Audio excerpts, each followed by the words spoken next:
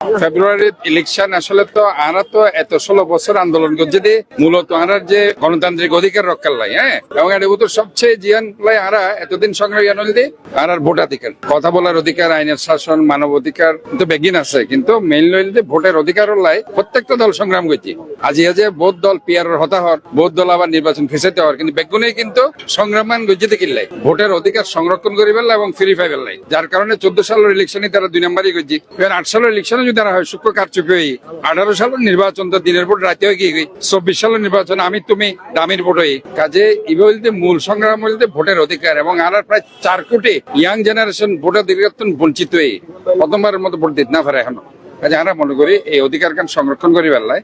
অবশ্যই এবং রক্ষা করি বেলায় উগ্র স্বচ্ছ ভোটের দরকার আছে, গণতান্ত্রিক এথিক্যাল ট্রান্সপারেন্ট উগ্র ভোটের দরকার আছে। এবং এবার ফেব্রুয়ারি তোর ইয়ানুল্লাহ আরা স্বাগত জানেন, এবং আমরা মনে করি যে কোনো প্রকারে এই নির্বাচন সুষ্ঠু হওয়া উচিত এবং সমস্ত দল অংশগ্রহণ করা উচিত, এবং প্রত্যেকটা ভোটার যাতে উৎসবমুখর পরিবেশে ভোট দিতে পারে এই পরিবেশনে নিশ্চিত করানো উচিত।